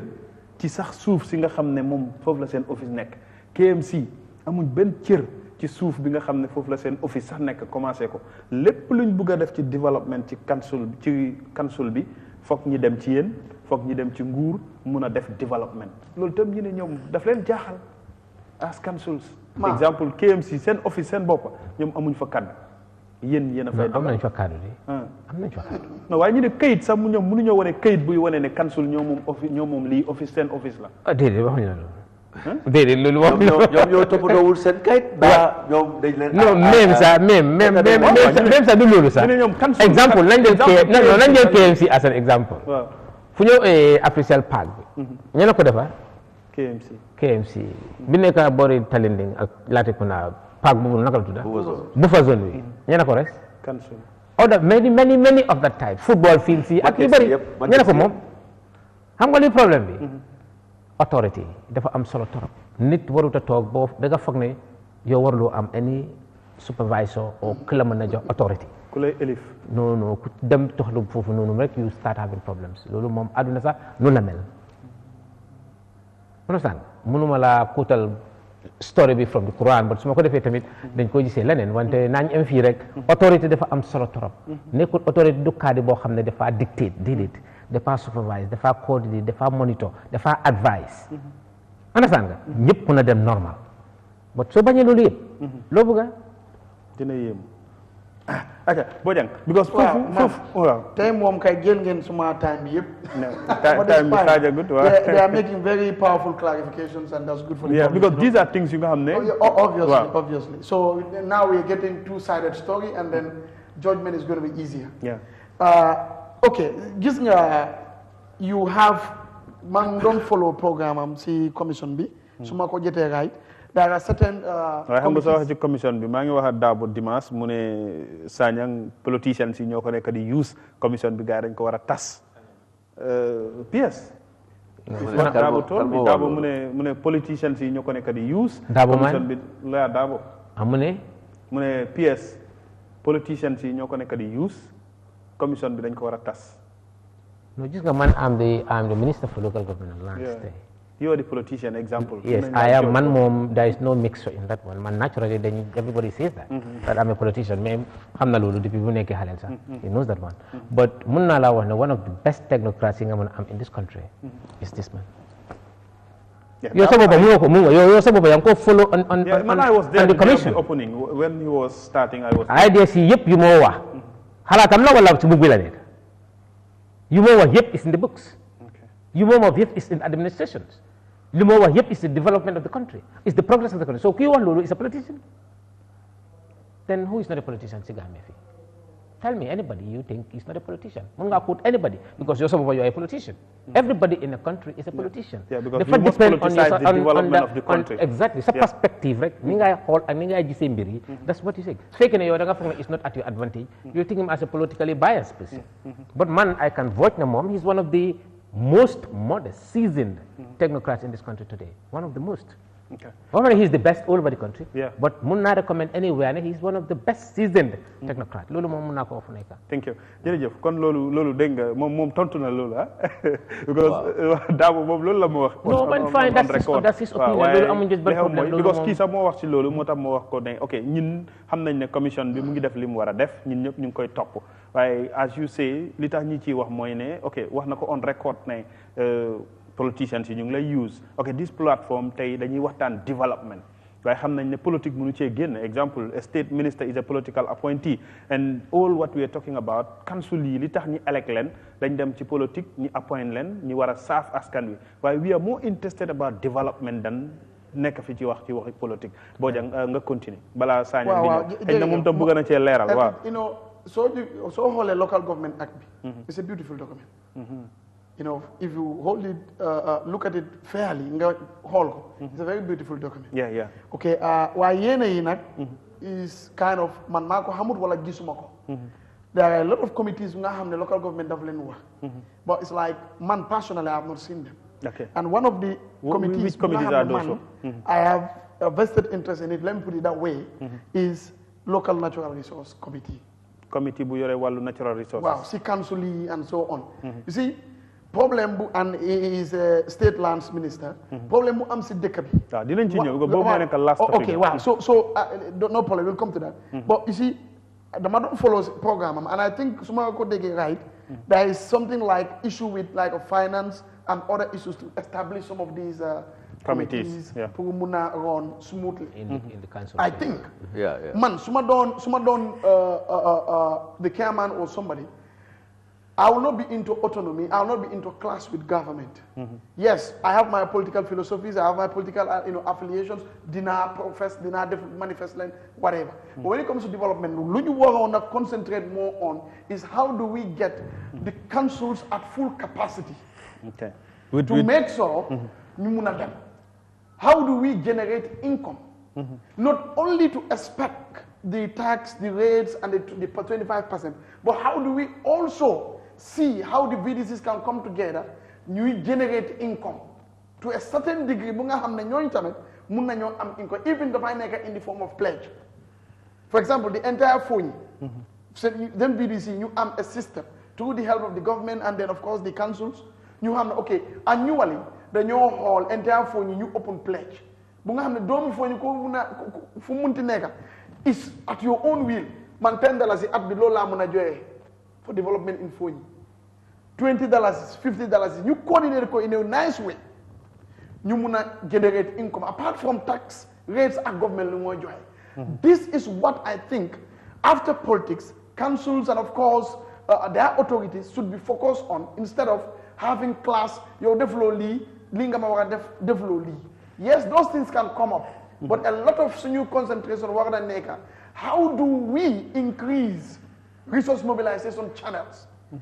I would want to say this. I know they said they are doing trainings, and I don't know the contents of their training. However, little experience, a lot of the VDCs and local authorities that I interact with, they have issues with local resource mobilization. That's true. They have issues with local natural resource preservation, protection, and so on. And that is an issue and is a looming crisis in this country. Because we don't want a replica, look dal combo, look dal bandit, mudal funi. And so on. So some of these committees are very integral and important. So the councils and their authorities, these are some of the things I think they should focus more on instead of petty concerns. For effectiveness. This is it. Because for councils to be effective, these committees is important. Yeah. Okay, money because okay, money. Hey, we are human beings and we create money. Let's sit around and see how we go about getting channels to make sure these committees are established. So that councils can realize their full potential. So that seen boppa si local government ak development. Okay. So some of these things are the things that honorable booy ñëw ci loolu ci committees yi because ok dégguñ council yi di ko kaas council yi ñoom li ëpp ci li ñuy jooytu ñoom mooy luy tax ñi moom seen bopp rek ñoom loolu la ñu gëmloo pour ñu liggéeyal ñi liñ soxla ñoom foog ñu bàyyi leen ñu nekk comme ñu nga xam ne ñooy buum di buum bi waaw léegi monsieur Bojang mu ngi koy wax léegi. waaw Mr Bojang lu mu wax noonu foog naa jeexal na wax bi waroo ñëw dellu foofu noonu dafa dina yàggal suñu sa time but lu mu wax noonu dafa am solo trop gis nga councils or rural governance yi dañ war a they should be very vibrant of course in a way that mën na ñëw generate seen own revenue mën ko mobilize in a way that boo xam ne they can look at their own developments xam nga internal generation of revenue more sustainable external support and so on donors and so on it's not loan si ak yeneen yi it's not su fekkee ne sa loan ki laa jox bor su dee nag doo amaat bor ki laa jox support wala ki laa may su dee nag doo mën a am but soo amee méthode boo xam ne dangaa generate sa internal revenue moom moo gënaar sustainable because nguur gi as a Gambia as a state ci loolu la ñu war a féetoo and that's exactly what the government is looking into. te tey yéen seen taxawaay mooy ñoom lépp luñ dugal buñ ko wanee yéen am ngeen yéen itam loo leen war a jox luy jege loolu wala lu leen di dimbale. ci loolu mooy suñu wargal mooy suñu wargal of course mooy suñu wargal because yëpp moom su réew mi jëm si kanam. ñoo xam ne dañu néew ci doole ndimbal mu ngi jóge si council si dem ci ñoom ñu yokkal leen doole ndax ñu mën ñoom it ñu mën a yokkal doole ak dimbale ñooñu askan si ñoo xam ne dañ sori dañ ñàkk loolu mooy suñu idée. ok foofu dinaa fa ñëwaat ci wàllu council yi maa ngi waxtaan ak ñoom ñu ngi wane tamit boo xoolee ci li nga xam ne moom moo nekk evaluation since 2005 defu leen evaluation te evaluation tam ñoom daf leen di jàppale evaluation of properties ba council yi xam tey exemple li ñuy laaj nit ñi dañ koy xayma ci am bi fi mu toll comme ni nga ko waxee léegi ndax réew mi dundeewuñ dara lu dul taxe waaye loolu depuis 2005 ba tey amut pour xam kër gi nga xam ne tey Bojang jëndee woon na ko exemple $25 yi tey mu ngi koy luwaasee nit exemple $100,000 yi waaye ba tey $50 yi lay fay KMC as duty wala Brikama Area Council $30 yi lañ koy fay lempo ak yooyu evaluation foo leen ci toll because council yi ñu ngi wane loolu seen problème xam nga evaluation wax nañ ci di ba dee dem nañ too almost this country almost 2 or 3 times foog naa dem nañ ak président bi dem nañ ñun twice dem nañ wax nañ fu nekk gis nga evaluation process la boo xam ne council si suñ ko soxlee wax nañ leen ne very clearly su fekkee ne laaj ngeen suñ office mun leen a jox enough am ngeen right pour hire suñ team bi nekk fa dimbale leen supervise leen ñu mën a def a correct job for you people loolu foog naa yomb na. waaye ñoom dañ toog leen. non nekkul ne maybe yow xamuloon ne sometimes dañoo xaar or they are not doing anything about it. foog naa bàyyil PS expérience jéego buñ def ñun as an office pour ñu am evaluation si ak seen properties yi loolu ñun la moo gën a njëriñ evaluation bi suñ ko defee in the normal way it will go back to government loolu support la pour government but evaluation pour yokka or evaluation pour increase yooyu could be at the detriment of the poor people at the detriment of the country at large loolu dañ ci war a bàyyi suñu xel torop evaluation am na process boo xam ne noonu la war a jaaree dañ mun a xam a maximal return from what we have or the property taxes dañ am suñu njëkka but yooyu yëpp dañu war a toog in consultation ñoom li ñuy complain mooy ba léegi si nit ñi li ñu leen di laaj boo xoolee evaluation waaw mel ni lempo is still 125 kër gu ne and so on waaw loolu la loolu lan la mën a defar you know I know that is the problem yes okay PS loolu tamit is an issue that councils are complaining about evaluation of properties loolu fan ngeen ci toll ak yan jéego ngeen jël ndax ñu ne depuis 2005 property evaluation and revaluation dafa am solo parameters yi dey determine the rate compound rates bokk na si pour nga am value of the property why we have Department of Land Search Service the director of Department of Land Search Service mooy valuer general of the country su nguur bi soxla dara moom moo ko dee value pour def ko léegi council yi dañ soxla door valuation dañ ñu discuss ak ñoom ne some of the councils like KMC def nañ dañ soxla time boobu dañ soxla valuation of petrol stations hotels certain institutions bu nga xam ne dañ am soxla on those ones dem nañ boobu evaluation boobu noonu defoon nañ ko waaye fu ma bëgg a dem mooy ne ministry bi biñ gis ne the capacity at the department at the valuation unit mënut a def all the council together dañu am a chartered valuer bu nga xam ne dafa jógee Sri Lanka waaye UN moo ko UNDP ñoo ko xaaya ñu isi ko ministry pour mu train more people pour ñu mën a def evaluation so ñun ñu gis ne this is an opportunity ñu wax council bu nekk jox ñu 2 people and let them be trained to become valuers soo ko defee ñoom danañ mën a team up ak suñ team ñu mën a def valuation of all the councils ñoom ñu isi ku nekk ñaari nit ñu def training ba jox leen certificate léegi ñu ne man suma boppa maa leen wax ma ne leen léegi bring your evaluators together send valuers bring them together ñu am maybe 1 or 2 from the ministry bu supervise leen ñu commencé let's say KMC suñ jeexalee ñu dem Brikama suñ jeexalee ñu dem Mansakonko they can do it and finish it but up till now they don't want to do it and they're blaming ministry but we have trained and staff we then wax ne go and even su fekkee ne sax loolu amul sax wan nañ leen ne you can hire doon nañ leen authority ne mën nañoo hire private evaluators but they cannot do it in isolation foog ñu bokk ak suñ evaluators yi def ko because yéen askan wi ngeen ci sóoraale exactly okay so that is very key waaye ama Mr. Bojang laaloon na fi ama committees yi ak ama VDC ward committees yi this is a council send planning process lu nekk dafa start from the village and he is very right foofu la training bi wala concentrate because council project bu nekk by law dafa war a start from the village because there has to be what they call village development plan village bu nekk dafa war a def village development plan su fekkee ne KMC la au Banjul dañu wax sub ward development plan so sub ward boobu noonu su fekkee ne Mr. Bojang ward councilor la waaye dafa am 5 villages as a councilor village bu nekk dana def development plan so Mr. Bojang dana jël ward development committee am ñu toog si plan yooyu ñu tànna ñu ne fii projet bi la ñoo jël bii projet bi la ñoo jël ñu develop what they call ward development plan seen ward development plan boobu Mr. Bojang loolu la mooy yóbbu council bu ne leen man léegi dañoo defar council plan waaye man suma ward bi lii lañ soxla so da nga gis ne ward development plan boobu council tamit dana toog si Mr. Bojang plan am ñu ne ok dañoo mën a jël su fekkee ne 10 la isi ñu ne ok 6 lañ mën a jël yeneen 4 duñu ko mën a jël keneen ki tamit ñu jël ba jeex so da nga gis ne council su ma intervene su ma def development loolu development plan boobu noonu dafaa jógee si village bi parce que village bi la jël bi def woon bi la jëm dem council bi so da nga gis ne intervention bu nekk su ne booxool la dafa nekk am na village bu soxla booxool bu wax seen village VDC ñëw ak quad ba àggal si council so dafa mel ni ñoom ñoo taana seen projet bi waaye di reverse moo dee am man dama toog suma office ma ne council plan Gunjur dañoo def boxool dañoo def garden dañoo fence garden waaye ñoom toogut as a village ñu waxal ma ne bu ñun garden affaire garden bi déedéet ñun fii géej moo fi nekka ñun dañ dee dem géej dañ soxla kaa gaal pour boy si dem géej ñu nappa ñu dem loolu lu may seen soxla man ma def leen garden then I'm not helping the youth si foofu noonu so da nga gis ne council seen plan bi dafa clair waaye loolu li tax mu am problème loolu tax bi UNCDF bi ñëwee ñun dañ kontaan torop pour mu wane council yi ne what can be done central government bu ñu amee projet boobu ñu yóbbu ko si council su project body bi ñëwee ñun dañ ko dafaa dem central bank direct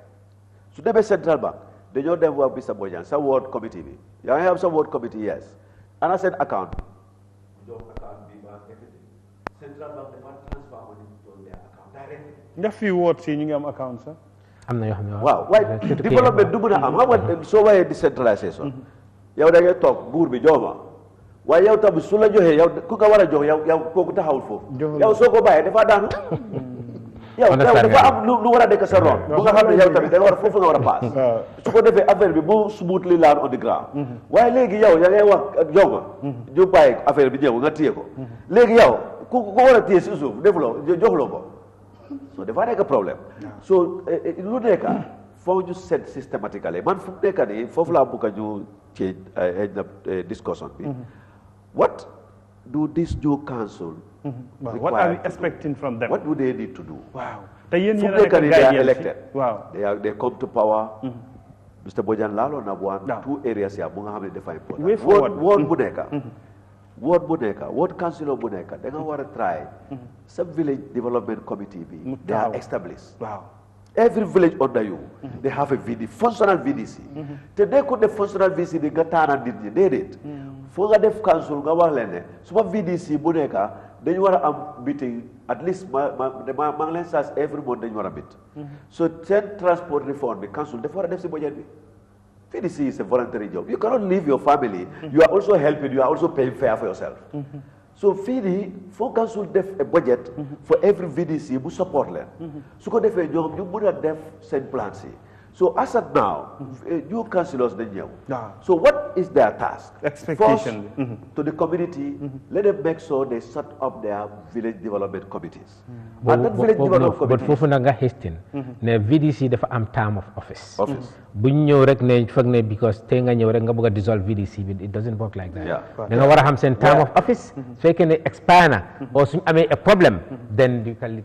dissolve them. But su fekkee ne amul benn problème seen temps bi foog ñu jeexal ko then nga mën a set up a new one. Okay. But li moo wax nii as a new councillor rek nga ne da ngaa génne. No, you cannot do that ma loolu is against the law loolu moom is not doo mën a am but problème di gën a am solo tamit su fekkee ne da ngeen am problème because ñun suñu office the community development is one institute boo xam ne is almost across the whole country foo dem fa nga fekka a community development officer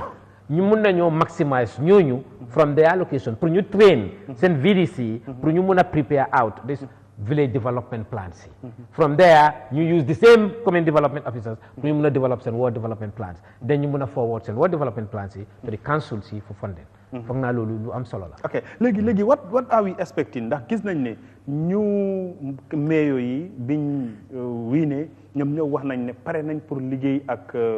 central government waaye direct ni ñëpp li ñuy wax mooy ne waaw président Barrow na liggéey ak mayor yi président Barrow na liggéey ak chairman yi te président Barrow mu ngi toog fale yéen a amee liggéey bi tey bi ngeen déggee loolu lan ngeen di séntu ci ñoom ba liggéey bi mu sumut as monsieur Sagnang ni mu ko waxee nii mu commencé ci suuf ndax comme ni ko olof di wax jëmbat ci jiw bi lañ koy tànnee gàncax bu nekk te fii pour développement bi nit ñi gis ko foog ci suuf lay commencé monsieur Sagnang as the PS what is the expectation seen diggante ak ñi nga xam ne ñooy council yi dale ko ci councilor yi chairman yi ak mayor yi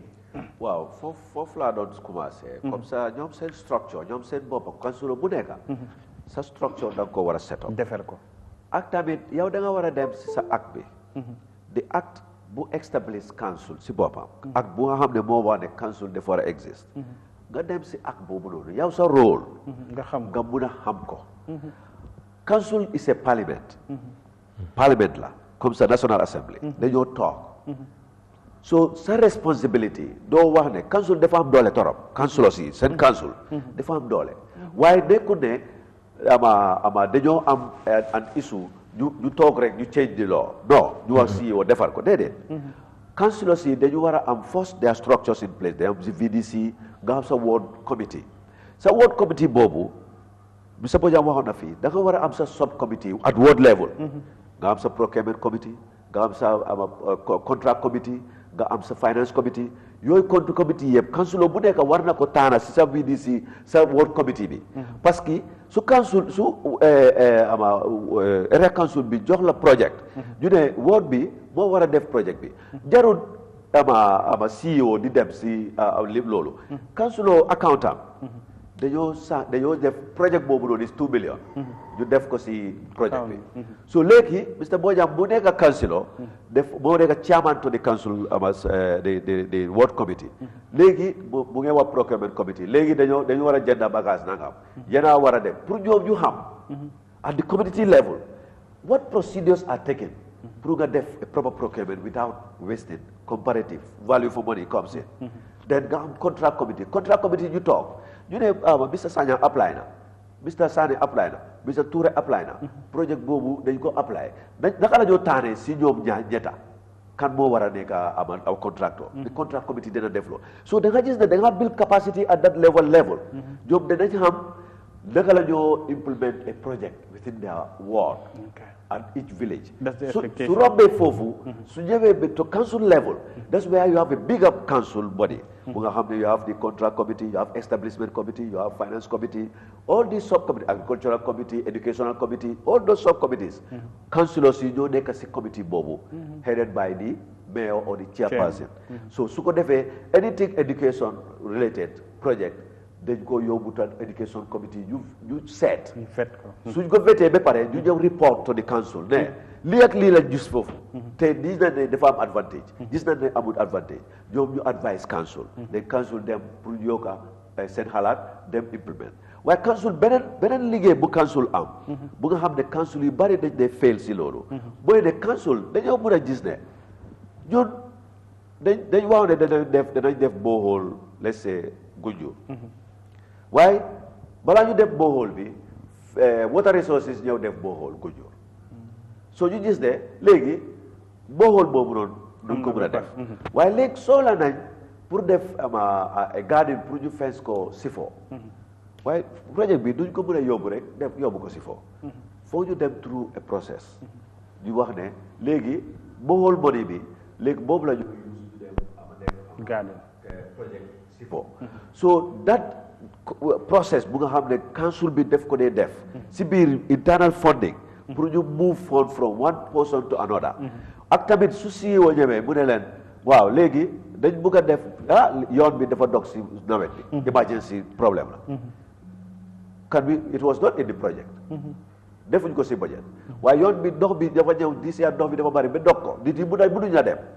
so léegi dañ ko war a fix léegi da ngeen taana waxoon nañ danañ def boowul fare waaye ñoom dañ am at least they have NAWEC even though it's not satisfactory waaye we can forgo that this year fale tamit am nañ project bu nekk fogoo CEO loolu mooy liggéeyam pour seet fan la fond bi mun a nekk internally fan la ban project la moo sacrifice pour mu mun a am this immediate problem so mu dem council mu toog mu wax leen ne waaw problème bi nuñ am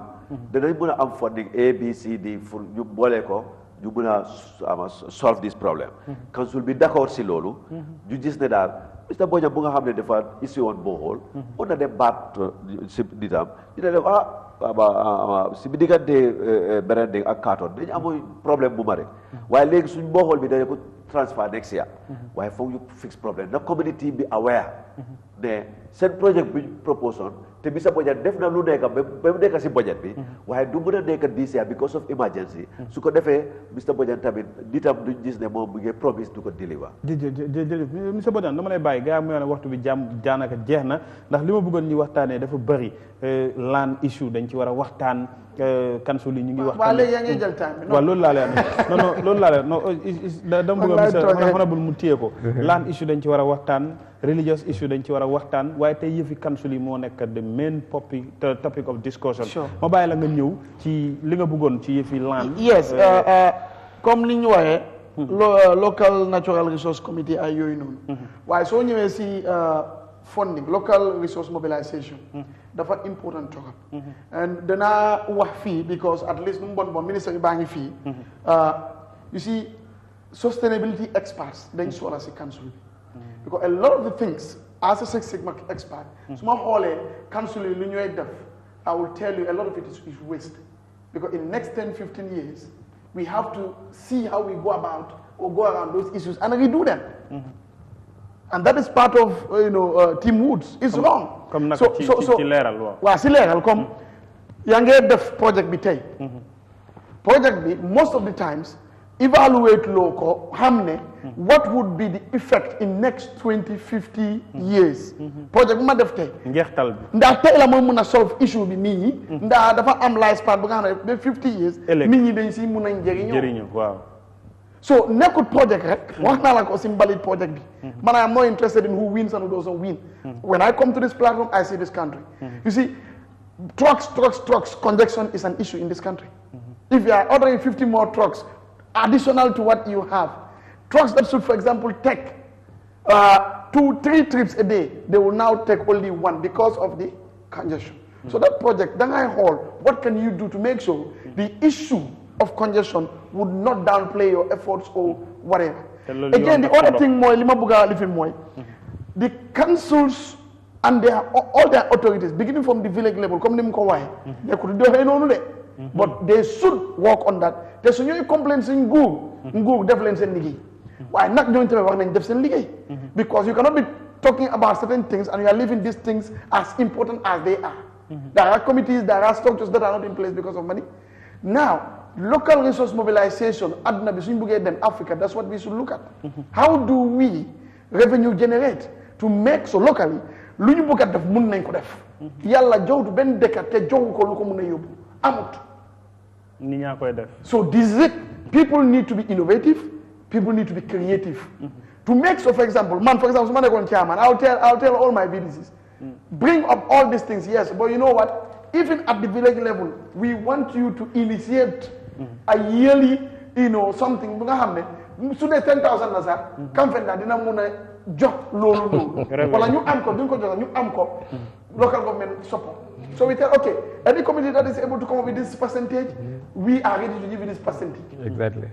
To see how people locally, lala ñoy def pour mëna am touti, nguur bi yëngal leen, nguur bi ñëw di support leen. So you see, it will be more effective if we have local resource mobilization.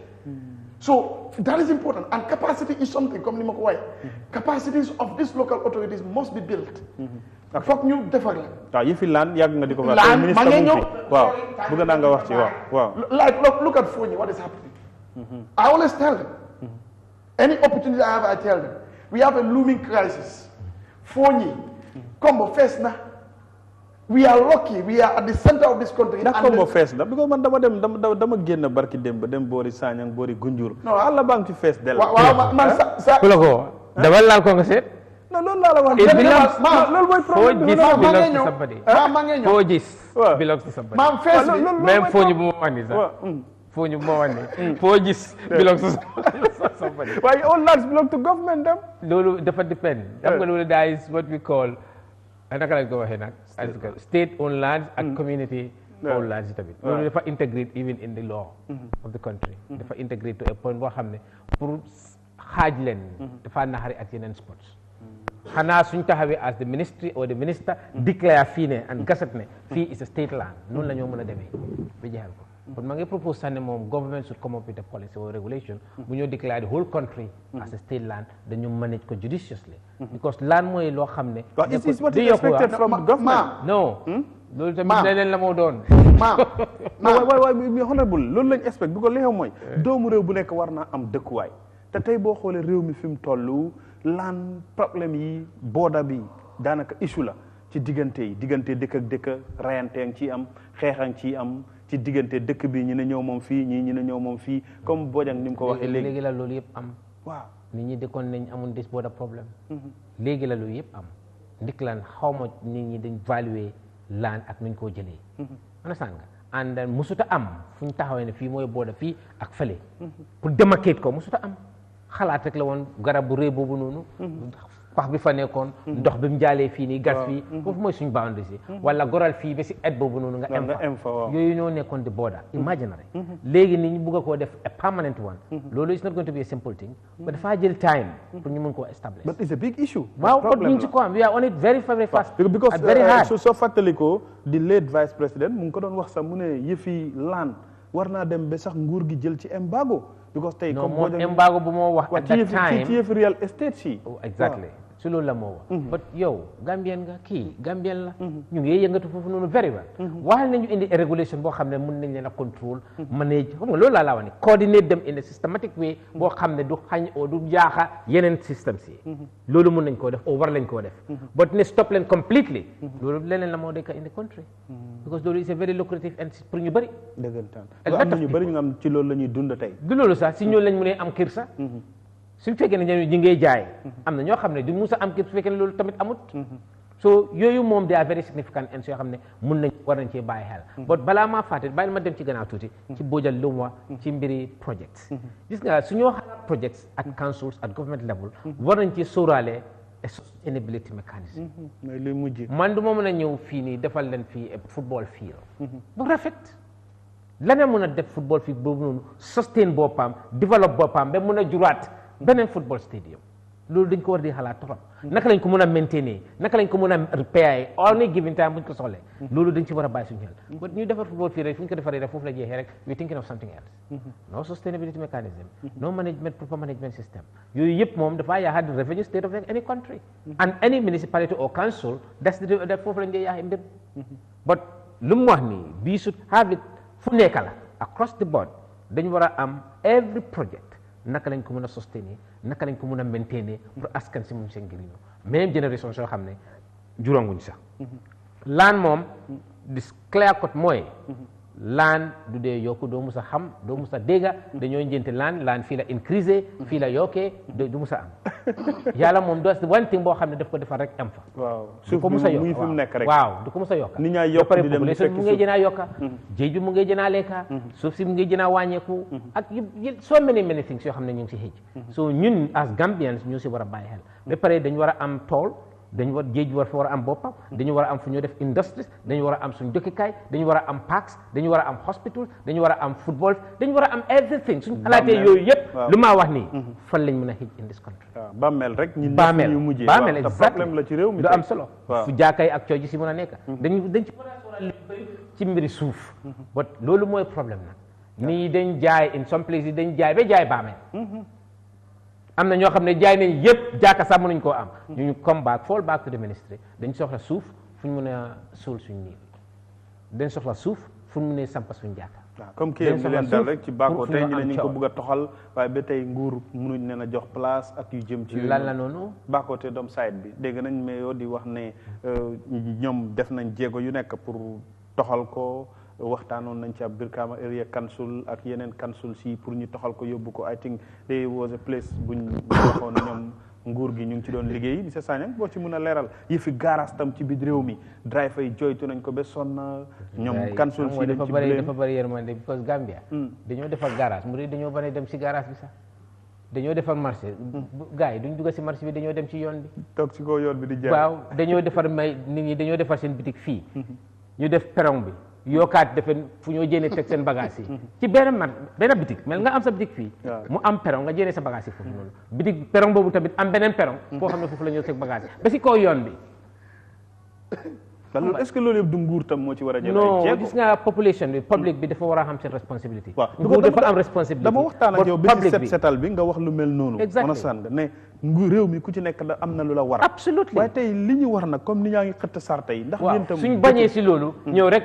bëgg laa mu bëgg laa force pour génne foofu noonu gis nga nguur gi lu ñoo def léegi suñu askan gi yéen journaliste yéen ñaa dem taxaw sax loo leen xam si gannaaw bi da ngeen a photo directly lu ñoo def foofu noonu li xew foofu noonu pour natali rek ngeen publish loolu naka la moo yóbbee réew am na yoo xam ne yëm ne def ñoo naxare wante foog ñu jéegoo ko jël ko mun cee dundal leneen mel ne suñ bëggee defar yoon bu yaatu foog ñu daaneel ay kër pour am yoon bu yaatu ñooñu ñu compensate leen pour ñu dem feneen yooyu mooy développement ba développement ku nekk bañ fan la ñoo jëm maam time jeex na li ma bëgg a wax mooy gis nga like for example foo ñi moom lu mooy wax dégg naa ko waaye I'm not going to leave him free on that lu tax gis nga lu ne urban development plan daf day am yaa maa jële development plans ndax ñooñ ñu ngee suuraale for example foo ñi as a ministry mun a xam ne alkaali yi ok village bi ak bi seen baamel yi am nañ benn ba am reserve nii ñu coordinate ko from today ñu am ko in a system ñu am ko in a form of a regulation da ngaa gis ne ñuy roos dem foo ñi jënda land dama bëgg a def dama bëgg a def lu dal Bakoteh lu dal feneen du dalaat fooñi because léegi fooñi kenn nekkul si benn perron mu am beneen perron fii la am lu tax mu am that's what we should know and how do we avoid that lu nan la ñooy stoppé loolu noonu in fooñi in Kiang so that is what they should be working on lu tax tubaab yi develop is they look at things 50 years from now ñu start to put in the right pillars ñu coordinate and this is supposed to be the focal this thing of local government authorities and their minister. New hall, look down Sekunda, look down Joshua. What can we do to make sure Lord dalul foni? Lolo, thank you. Ñu ngi jina this is it. Jéego bu baax a baax. Alhamdulillah. And ñu ngi daw towards it. Même tey ngoon si ni sax ñu ngi toog fii ñu ngi waxtaan ci mbir loolu. Ba pare fooñi yi nga wax nii ñun tooguñ suñu office. ñu ngi sensitize every day ñu ngi wax people every day everywhere across the country naka lañ mën a maintain seen lands yi su ñoo joxee seen lands yi am na public spaces yoo xam ne foog ñu create ko ci loolu everywhere lañ ko dee wax même rally yi sax dañ ko dee wax nit ñi so lu ma wax nii as planning ci planning la bokk lu nekk si réew kër dëkka foog ñu plan ko because lack of planning yooyu moo tax gis nga loolu mooy problème yi Gambia xam nga luñ gën a am solo ñun si ñun tey lu ñu gën a itil pour ñu am système bu ñoo ooyee de cadastre système boobu def ñoo dimbale ku laal suuf fu nekka dañ ko xam dañ xam njëriñ suuf boobu noonu naka lañ ko mën a defaree ak lan la mën a jëfoo ak pour lan la ci réew mi dañ ko xam système boobu noonu ci yooyu boobu la ñoo daw nag pour mën koo amal fa this country insha allah su yàlla ak yonente ba dañ ko am ci lu bañ a yàlla loolu am solo la nag waaw macha allah PS yëfi land issue dégg nañ la nga ciy wax ci ay interview dégg nañ la nga ciy wax ci issue yu bari bu amee boo ci doon tënk rek yan jéego comme ni ko xane bul waxee lii askan wi tamit seen xel daf ci teey te nit ñi dañ ci tiit te comme ni ma koy waxee council yi even ci élection yi passé ñu ngi koy wax tey boo gisee even li nga xam ne moom moo nekk ren tribunal yi ci council yi la nekkoon waaye léegi génnee nañ ko fa yóbbu ko feneen ñoom yooyu yëpp ñu ngi koy fo naa léegi mu ngi under fan nekkul under minister of local government waaye no it's not with the council dañ ñoo ko function it's not functional there but si ñoom la nekk ba tey ba léegi under minister of justice non under justice la nekk léegi waaw ba léegi loolu ñoom ñu ngi koy joytu te askan waa ngi koy joytu luwaas yu seer ci biir réew mi ndax kër yi mooy problème nit ñi léegi ku amatul daanaka ku nekk ci biti wala ngay liggéey ci yenn place yi mënatoo am kër ak yu jëm ci yoolu yëfi suuf waaw jërëjëf fu moo start mooy suñu land policy waaw xam nga lu nekk foo mu am policy bu ko gaay Gambia lu ñoo manage nii yëpp amuñ benn land policy national land policy you can imagine soo amul policy bu la gaay chaos gonna lead to chaos. Even though we have internal policy like State Land Act, we have Physical Planning Act, we have Survey Act, and the Land Commissions, they are there to help us stabilize situations. While the gonna umbrella policy body be, my land policy. The bomb champion nako minister, be legi, from we are recruiting, we are looking at recruiting a consultant to formulate a national land policy. The national land policy bobu, then them through a process. Comme ça, then them from a village level, you consult land, come to a district level, come to regional level, come to national level. It will start from there. You like it, you mom souf, nakala nyo jise souf, nakala nyo plane, nakala nyo living. Be agasim central level, then wa. So you designated, comme ça limwa. So you designated, you ne fee, then neka for agricultural. Léegi kenn du sampaat foofu yow sa soo ko jaayee da nga ko jaayee ku nga xam ne dana ko use agriculture du ko mën a use residential or industrial suñu waxee fii dañ ko reserve for social amenities like su football field or market or car park ak yooyu noonu dañ ko reserve mu nekk loolu kenn du ko mën a use anything except that so loolu noonu danañu dimbale but that is the first step waaye loolu sori na si World Bank will support through a worker project. We have advanced. The TOR of the consultant, we are at the recruiting stage. Why so pare one of benen a baby bomo wax